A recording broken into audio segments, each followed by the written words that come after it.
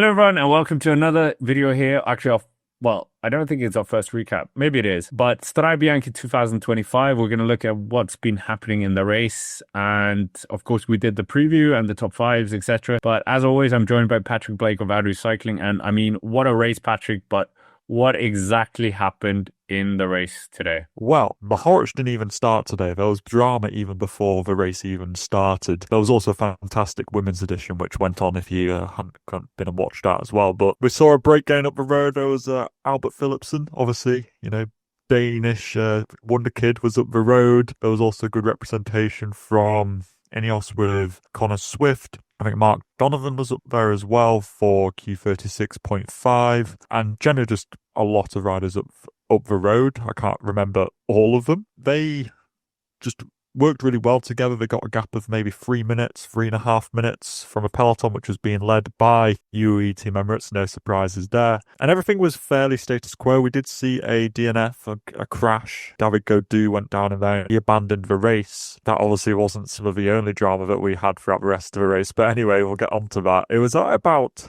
the next big action happened about somewhere between 80 to 75 kilometers to go. We saw UAE Team Emirates really ramping it up on the front with Del Toro first and foremost, and then on to Wellens. We'd actually gone past the point where Pogacar had attacked at this point last year, so we didn't break that record this time round. But interestingly enough, Wellens was on the front, and then it was Pidcock who went over the top first. Almost a bit of a psychological game by Pidcock to try and throw Pogacar off of his game by being the one to attack first, which was really interesting to see that Pidcock, who also made it very clear in an interview yesterday that he wasn't going to just be here to fight for second place, he was going to try and do something to try and hold on to Pogacar, or at least follow him until he blew up. And it was a very admirable thing to do because it did put Pogacar under pressure, and they then bridged up to the last remaining member of the breakaway, which was Connor Swift. So then we had Pogacar and two Yorkshiremen in the breakaway, which I was absolutely enthralled by. I was like, this is it. This is,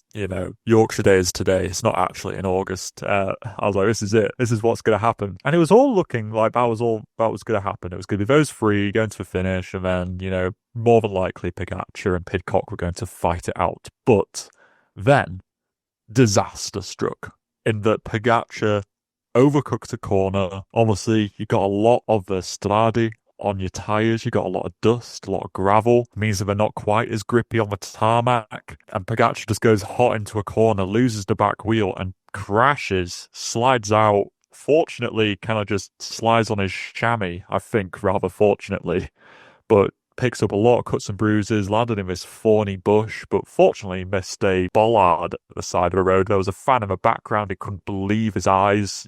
He was just like on his phone, just like, what's just happened? Pidcock keeps on going. Connor Swift kind of loses it a little bit, but stays upright, but he detaches himself from Pidcock because of the crash. He got thrown off of his line. So Pidcock's riding away with it by the looks of things. Pogacar gets back on his bike, he gets a new one. The team car's stopped. They're pushing him off. Connor Swift is still detached. He manages to catch up with Pogacar, but Pidcock is still out front, and he's got about 40 seconds advantage over the chasing duo. Connor Swift can't hold on, and Pidcock starts looking around very much like, do you remember when Pogacar crashed in the Tour de France and then Jonas waited for him? It was a bit like that, where it looked like Pidcock was waiting for him. Those two pretty much rolled together for the next 30 kilometers or so, and then Pogacar on one of the sectors, as he's battered and bruised, his rainbow jersey skin suit just tattered into pieces, just slowly turns to screw on this climb. Pidcock gets out of the saddle, trying to get a bit more effort out of his legs to try and hold onto the wheel, but Pogacar just sat in the saddle like an absolute monster, just flicks Pidcock off the wheel slowly, meter by meter, and he just rides away from him. Pidcock, very admirable that he waited for him, but maybe he wish he would have pressed on a little bit more. Who knows? Maybe his morals just got the better of him in this regard. Behind, Tim Wellens actually attacked the second group and sent it off the front. That group contained like Adlia, Ben Healy, Bilbao, and Wellens and some others who got dropped. So Wellens attacks off of the front of that, and he's like hawking down on Pogacar. He's closing down to within about 30 seconds of him. But up at the front of the race, Pogacar's entering into Siena.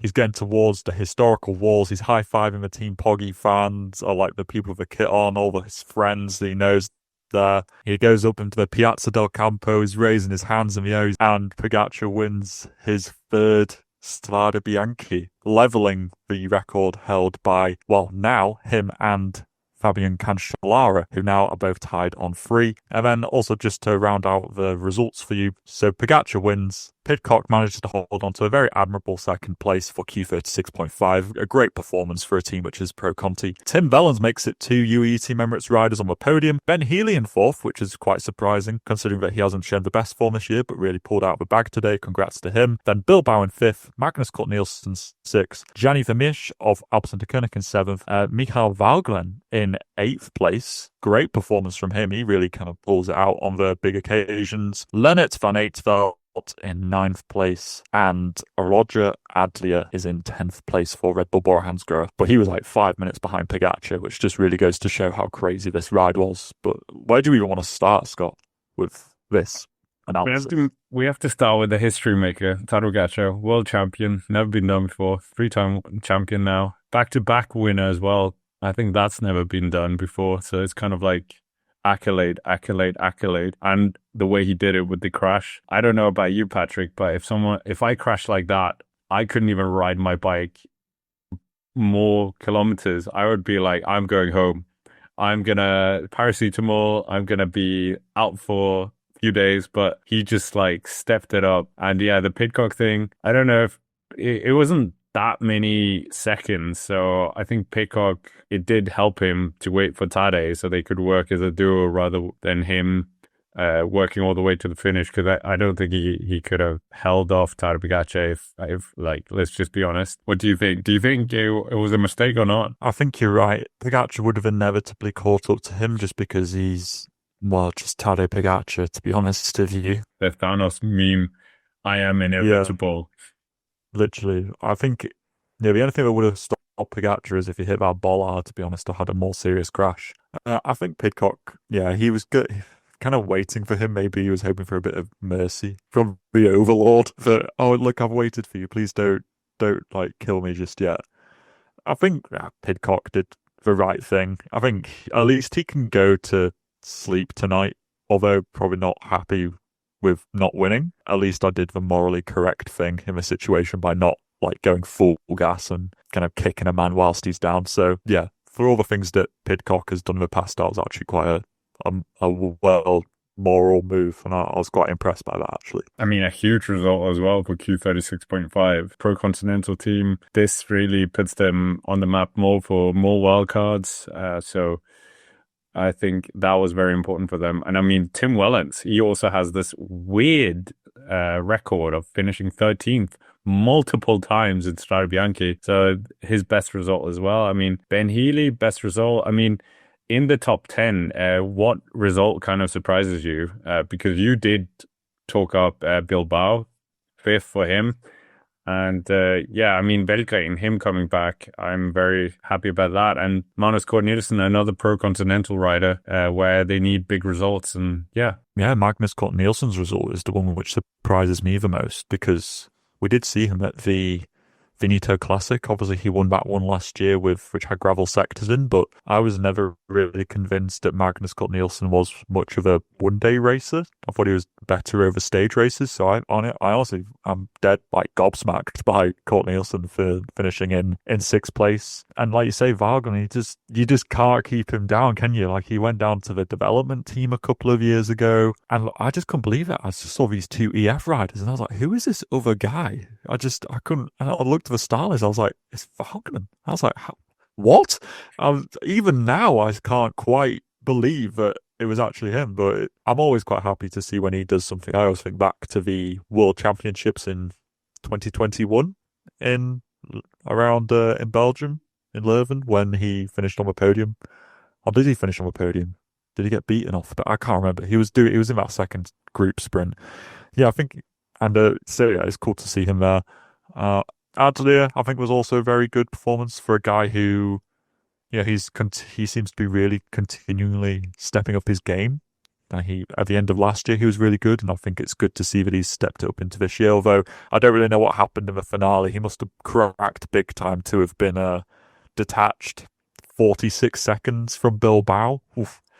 He must have been on his absolute knees, kind of like Wout van Aert in 2018 when he cramped up the Piazza del Campo. But I mean, UAE members were phenomenally strong here. It just they had the whole race as expected. Like they were holding the race by the throat, and I still think it was quite impressive that Pidcock was able to keep up with him for so long. Is it the best Pidcock we've seen ever, do you think? You know what? It might be, actually.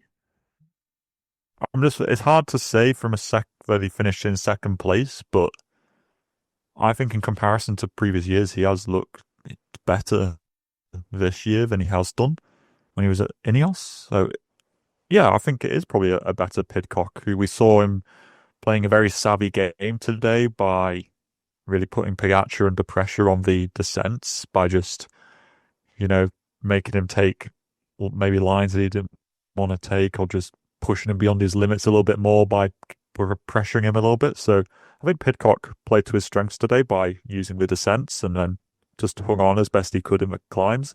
But it's just a few climbs too many. But that actually brings up something which I wanted to mention, which was, do you think this race would be better going back to its 180 something kilometer format than the 213 kilometer format that we have now? Because if it was the previous edition, I think that obviously the crash played a big part, but Pidcock would have had a better chance of winning, and it would have been a closer fight. And I think that them making this race longer and harder has slightly ruined it. But I'd be interested to hear what you and also the viewers have to say about that. I mean, there were plenty of people saying Sixth Monument in our preview, just to annoy you.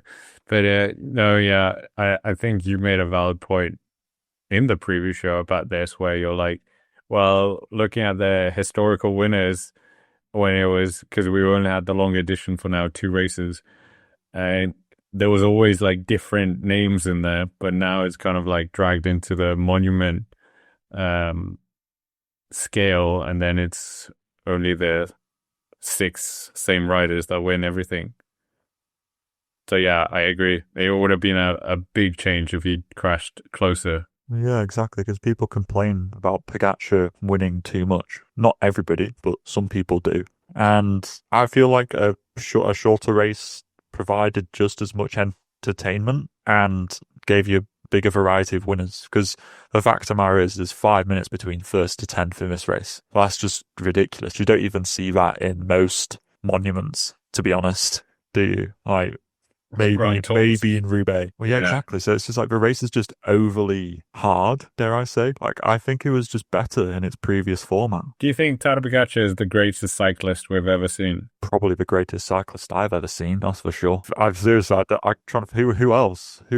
Sagan was cool. He was great in a different way from a personality perspective. And we've seen some great Grand Tour riders like Froome and Contador and, Jonas, obviously. He's one of the greats as well. But there's nobody who's I've never seen a rider quite like Pogacar, who's just been able to do Grand Tours and one-day races seemingly of all levels. Even Valverde back in the day, yes, he'd managed to do Liège and the Ardennes and Grand Tours, but you wouldn't see Valverde doing Flanders or borderline Roubaix, which is still a rumour, which is gaining in strength for Pogacar to go there. So yeah, I feel like in terms of versatility and the ability to execute on multiple types of terrain, Pogacar is probably the best cyclist I've ever seen. Yeah, I think that's a very fair point. And I mean, Tadej Pogacar has won Strade Bianche 3 times. Eddie Merckx hasn't even podiumed this race. Obviously, there's a joke there because Strade Bianche didn't exist when Eddie Merckx was a rider. But yeah, no, I definitely think there is something in there about that. But I mean, I think this is a great place to finish as well. Great to have so many people in the chat, so many people on the stream as well. And we look forward to the next race that we're going to be previewing as well, and a recap race analysis. But for now, that's basically it for us. Thank you very much for watching, and we will see you in the next one.